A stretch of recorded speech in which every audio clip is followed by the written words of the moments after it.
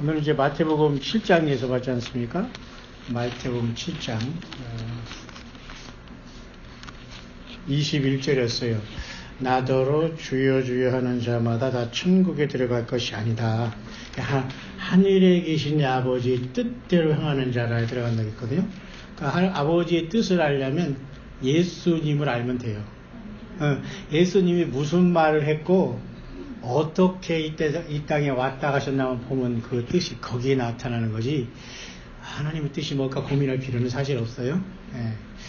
근데 저는 오늘 이 말씀 중에 아까 이어서 하는 것이 뭐냐면 아주 중요한 거예요. 다 중요한 겁니다, 저는. 오늘 마태복음이 신약성경의 시작이잖아요. 마태복음이 신약성경의 시작인데 오늘 1장부터 7장까지 있잖아요. 근데 이것을 여러분 그대로 이렇게 이제 덮지 말고 요한계시록으로 이렇게 한번 가보세요. 1장을 한번 이렇게 펴서 비교를 한번 해보세요. 제가 한번 어떻게 하나. 마태복음 1장과 요한계시록 1장을 이렇게 보면 전체적으로 마태복음부터는 일단은 예수님이 이 땅에 오셨다는 것에 대한 증거잖아요, 복음서가. 그리고 이 신약성경 전체는 어쨌든 예수님이 오셨다, 오실 것이다, 그 내용이거든요. 그렇기 때문에 이 마태복음 1장의 구조와 요한계시록 1장은 마태복음 1장의 21절을 보셔봐요. 아들을 낳는다, 이름이 예수다, 이름의 뜻은 자기 백성은 그들이 죄에서 구원할 자다 이거예요. 원래 우리는 하나님의 백성이었어요. 근데 마귀한테 속은 거예요. 그러니까 우리 모두는 죄를 짓고 살고 있어도 마귀의 백성은 사실 아니에요. 마귀는 마귀지, 마귀가 뭐 하나님이 아니잖아요. 마귀 속이는 거예요. 그러니까 세상은 속임으로 가득 찼는데, 그래서 예수님의 뜻도 자기 백성을 자기 죄에서 구원하는 거예요. 그게 바로 누구예요? 우리예요. 유대인들이 아니고 예수 믿는 사람들이 다 하나님의 백성이고, 그래서 예수님 때문에 우리가 구원받았잖아요. 근데 요한계시록 1장도 뭐로 시작하냐면 예수 그리스도의 계시라라고 시작하고 있죠. 뿐만 아니라 마태복음 1장도 아브라함과 다윗의 자손 예수 그리스도의 세계라 그랬잖아요. 그죠? 족보라 뭐 그렇겠지만 어쨌든 세계 족보는 다 같은 말입니다만 다 예수님을 시작하고 있죠. 2장에 보면 예수님께서 이제 태어나신 것에 대해 쭉 이제 헤로드 때 예수님이 태어난 걸 기록하고 있는데, 요한계시록 2, 3장은 무엇에 대한 얘기죠? 예수님을 믿는 교회에 대한 이야기잖아요. 그러면 마태복음 2장에도 예수님께서 어쨌든 아기 예수로 태어난 걸 헤롯을 통해서 사탄 마귀가 방해했고, 그러나 예수님은 그대로 태어나셔서 드디어 그 나사렛이라는 동네에서 자랐다까지 나와 있잖아요. 그 다음에 3장을 보세요. 3장에 가니까 세례 요한이 드디어 유대 광야에 나타나서 이사야를 선지자를 통해서 예언한 그 광야에 외치는 자의 소리로서 세례 요한이 등장했어요. 그러면서 그가 한 말이 보라 세상 죄를 제공하는 하나님의 어린 양이로다, 이 말을 했거든요. 그래서 이사야를 통해서 말씀한 대로 광야에서 외치는 자의 소리는 사실 세례 요한이었거든요. 그래서 그 세례 요한도 결국은 3장에서 예수님을 나타냈어요. 그러면 요한계시록 2, 3장 전체도 결국은 예수님을 믿는 교회의 싸움이잖아요. 그러니까 성경 전체는 이렇게 다 연결이 되어 있는 거예요. 그러니까 사람의 책이 아니라는 게 계속 이게 나타나고 증거가 되는 거예요. 자, 그러면 더 신기한 것은 또 이제 마태복음 4장을 한번 가보세요. 예수님께서 성령에 이끌려서 시험을 받으러 광야로 나가시잖아요. 그러니까 예수님께서 하나님이시지만 인간으로 오셨는데 성령님이 또 이끌린단 말이에요. 그러면 예수님은 하나님이시면 어쨌든 육을 입고 계셨기 때문에 제약을 받으셨잖아요. 하나님이시지만. 그래서 주님이 이렇게 세례를 받고 올라오실 때 하늘이 열려서 하늘에서 소리가 났어요. 하나님 아버지가 눈에는 안 보이지만 소리가 들렸는데 이는 내 사랑하는 아들이요 기뻐하는 자라 그랬어요. 그 소리가 나가 동시에 보니까 비둘기 같은 거가 막 내려오는데 그분이 성령님이었어요. 그러니까 사람의 눈으로 비둘기같이 보였을 따름이지 성령이 비둘기는 아니에요. 그러니까 마귀가 비둘기 같은 거 막 나타나고 막 비둘기 그려놓고 성령 하면 또 그것이 우상숭배가 되는 거예요. 그냥 그런 형태로 그렇게 보였을 따름인데, 오늘 여러분이 4장에 보면 예수님이 광야에 나갔는데 성령에 이끌려서 마귀한테 갔단 말이에요. 모든 인생들은 다 마귀한테 졌어요.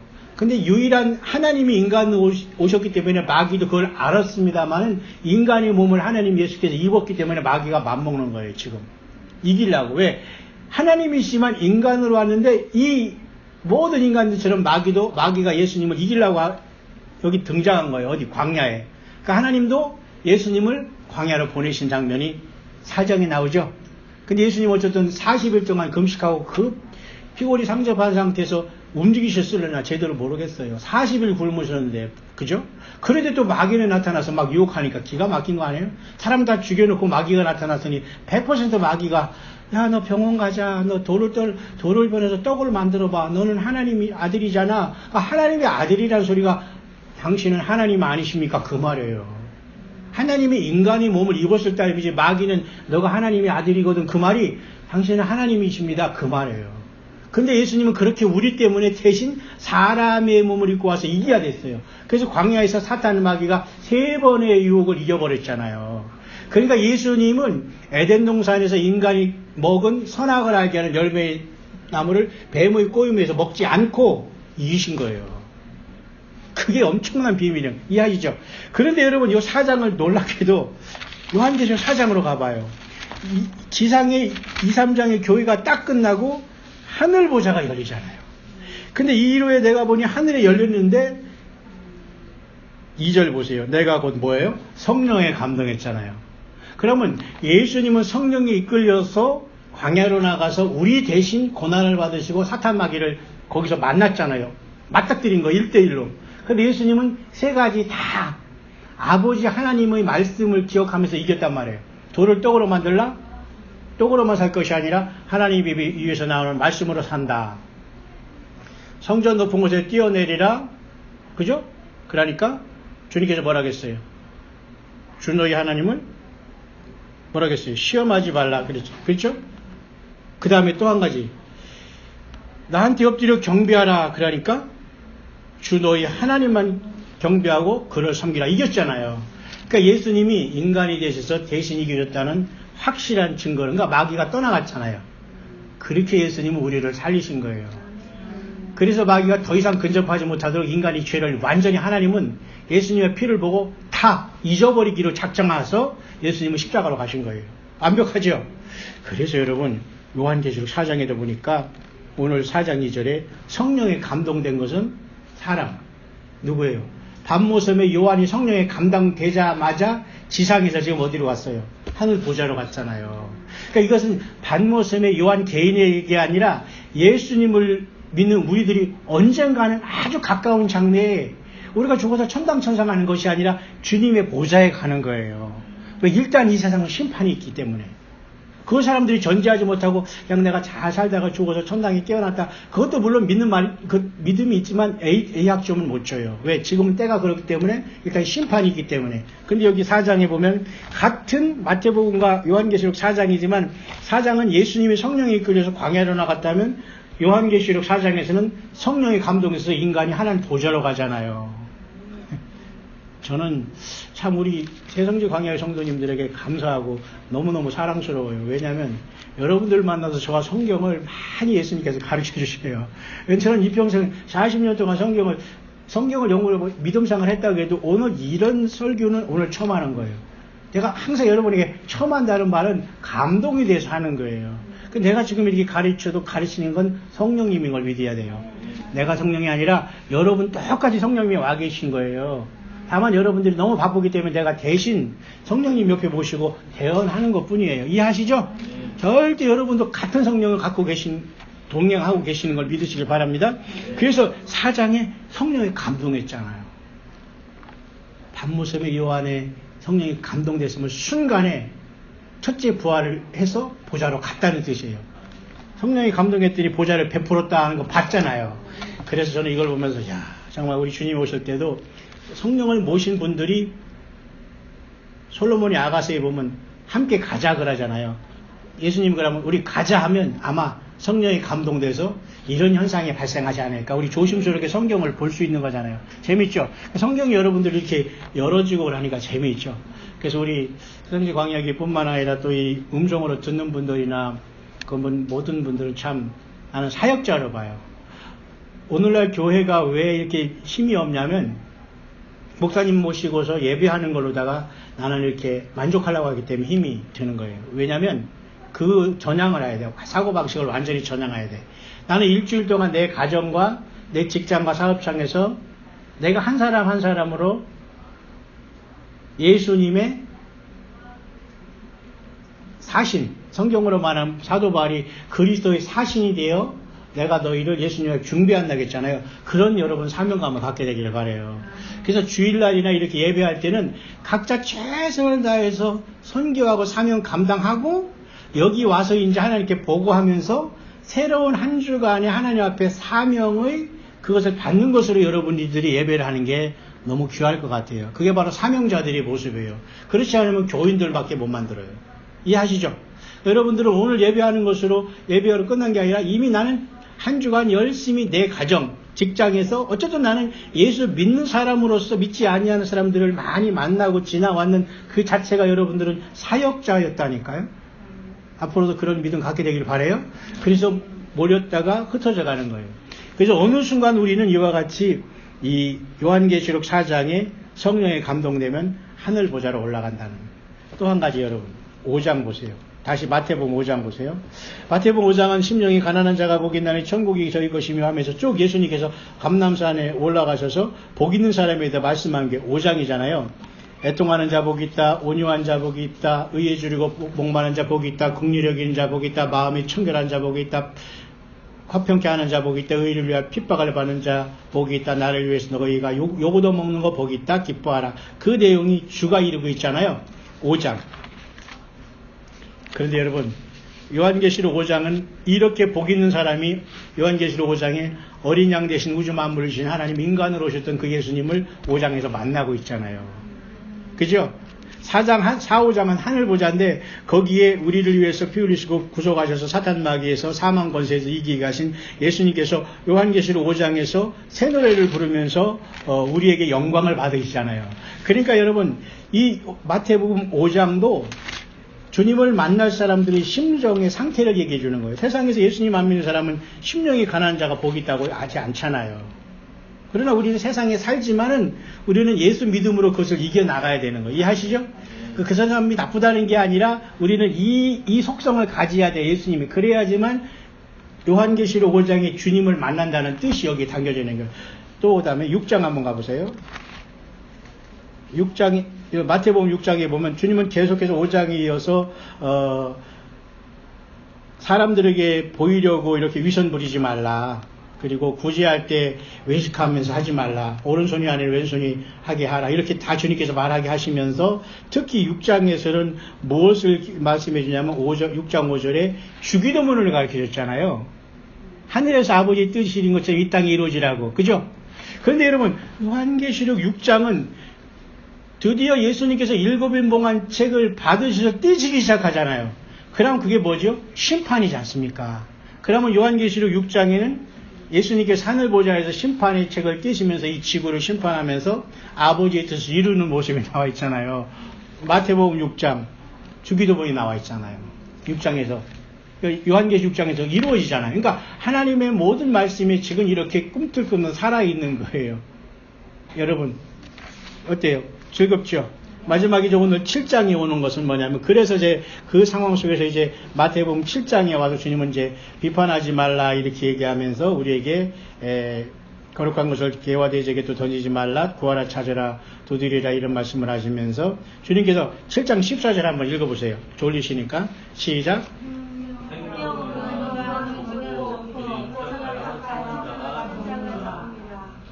그러면 그 후에 13절에 좁은 문과 생명으로 인도하는 문은 누구예요? 예, 양의 문이 되신 예수님이세요. 요한복음 10장에는 나는 양의 문이라 했고, 요한복음 15장에는 나는 포도나무라고 얘기했어요. 또 예수님은 나는 선한 목자라고 했어요. 모두가 예수님이 I am the way and the truth and the life. 예수님이 길이요 진리요 생명이잖아요. 그러니까 다 예수님을 얘기하는 건데, 마태복음 7장 14절에 생명으로 인도하는 문은 협착하고 찾는 이가 적다고 하잖아요. 그러니까 예수 믿는 것은 결코 이 세상에 숫자적으로도 결코 많이 갈 수 있는 길은 아니란 말이에요. 응? 다 가기를 원하지만 가기를 원해서 우리가 지금 기다리는 거잖아요. 우리는 빨리 예수님 만나고 싶은 게 정상이어야 돼요. 우리가 존재하는 것은 우리 유고의 가족 중에 혹시나 만에 하나 못 갈 것 같은 이러한 슬픔이 있어야 되는 게 그게 주님의 마음이니까 그 주님이 그것을 통해 어떻게 하든지 역사하시기를 여러분 믿으시길 바랍니다. 그 사랑에 그거 없고 나만 주님 만나면 넌 좀 이상하다 그럴 거예요. 근데 여러분 마태복음 7장 14절 덮지 마시고 요한계시록 7장 14절 보세요. 놀라운 말이 있는데요. 자, 한번 또 크게 한번 읽어보세요. 시작.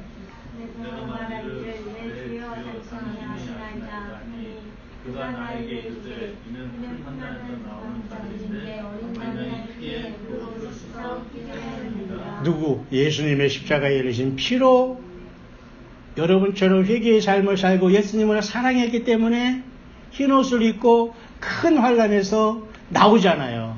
그러면 마태복음 7장 14절에도 생명으로 인도하는 좁은 문인 예수님을 믿었다는 얘기네요. 그렇죠? 예수님의 피를 믿었다는 얘기잖아요. 마태복음 7장 14장이나 요한계시록 7장 14장이나 어떻게 이렇게 좋아할 일이든지 참 이건 정말 놀랍지 않아요? 마지막 하나만 더 마지막이 될지 모르겠습니다. 여러분 졸으면 계속 하겠습니다. 마태복음 7장 17절 제가 읽을게요. 이와 같이 좋은 나무마다 아름다운 열매를 맺고 못된 나무가 나쁜 열매를 맺나니 17절에 이렇게 열매에 대해서 말씀하시고 결론을 내리잖아요. 눈치 빠른 사람은 지금 17장에 얼른 간 것 같은데 17절이 요한계시록 7장은 17절로 되어 있죠. 거기 한번 보세요. 한번 다 같이 읽어야 되겠습니다. 너무 좋아서 시작. 이는 보좌 가운데 계신 어린 양이 그들의 목자가 되사 생명소샘으로 인도하시고 하나님께서 그들의 눈에서 모든 눈물을 씻어주실 것입니다. 좋은 열매를 맺었네요. 우리가 그렇게 해석하면 되는 거예요. 7장 17절에 좋은 나무마다 아름다운 열매 맺고 못된 나무가 나쁜 열매를 맺는 이렇게 7장 마태복음 7장 17절이 아직 끝나진 않지만 요한계시록 7장 17절은 좋은 열매를 맺은 예수 믿는 사람들이 드디어 예수님을 만나서 더 이상 이제 슬픔이 없기 때문에 생명수샘으로 인도하시고 눈에서 모든 눈물을 씻어줄 것입니다. 여러분 믿으시길 바랍니다. 그러니까 지금 예수 믿는 것은 눈물이 있어요 없어요? 있다는 것이요. 뭘 안 그래요? 예수 믿는 건 모든 걸 보장하는 게 아니에요. 주님이 오실 때까지 사탄 마귀가 일단 노연하기 때문에 우리에게는 아픔도 있고 슬픔도 있지만은 예수님 목자 대신 장 대신 예수님이 눈물을 씻어주신다고 하잖아요. 저는 그래서 오늘 이 마태복음을 딱 보면서 야 이렇게 요한계시록과 조화가 돼 있구나 이런 놀라운 사실을 여러분들이 기도하고 열심히 사명 감당하기 때문에 제가 발견하는데 여러분들은 지금 하나도 안 놀라는 것 같아요. 계속 좀 놀라게 제가 대신해서 열심히 말씀을 이제 전달할 테니까 여러분들은 이 믿음 계속 지키면서 여러분들 힘을 내시길 바랍니다. 예수님께서 그러셨어요. 행함이 없으면 주여 주여 하면 내가 너희를 모른다고 한다. 그렇죠? 우리는 예수 믿음에 대한 행함은 최소한 예배 생활 끝까지 잘 지키면서 올해는 정말 제가 보니까 마치 시한부 종말론이 들끓는 시대가 될 것 같아요. 왜냐하면 그만큼 역사적으로 하나 돌아가는 것들이 굉장히 심상치 않고 어떤 사람은 이제 미국이 크게 심판을 받으면서 첫째 부활이 휴거가 일어날 수 있다고 보는 사람도 있고요. 지금 또 미국이 트럼프가 이스라엘의 4월달 총선이 있어요. 네타냐후 총리가 다시 아마 재선될 것 같기도 한데 그때 이후에 거기 이스라엘의 평화조약에 대한 중재를 준비하고 있기 때문에 성경적으로는 그건 좀 위기로 보거든요. 또 우리나라도 또 2월 27일 날 노스코리아와 미국과 또 만나잖아요. 이번에 베트남에서. 다 평화적으로 좋은 건 좋은 거지만 예수님이 없는 평화는 우리가 경계해야 되기 때문에 더욱더 깨어있으면서 어쨌든 지금 우리가 이 믿음 생활 오가면서 여러분 잘 지켜나가고 주님을 다가다가 주님 언제 오시더라도 우리가 이렇게 같이 우리가 선교여행을 가더라도 우리가 밖에 나가더라도 놀러 가는 게 아니라 선교여행이에요. 미국 가든 또 우리 또 김 선교사님은 한국에 남아서 중보기도 열심히 해주기로 작정을 하셨으니까 아무튼 우리가 잘 갔다 올 때까지 보험 안 드는 사람도 있을 것이니까 부지런히 기도하셔야 됩니다. 보험 들어도 돼요. 근데 오늘 제가 잠깐 끝나고 여기 우리 한번 오늘은 이 집사님 한번 제가 테스트하고서 한번 한 15분 정도 하고서 마칠 거고요. 그렇게 해서 오늘은 그렇게 마쳐야 되겠네요. 자, 어쨌든 여러분 오늘 말씀 잘 새기면서 한 주간 잘 보내고 또 주님 안에서 만날 수 있게 되길 바랍니다. 그만 기도하죠. 예수님 감사합니다.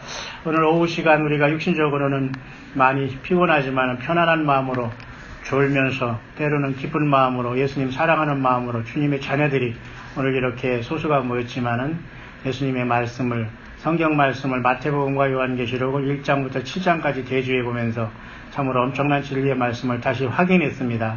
예수님 감사합니다.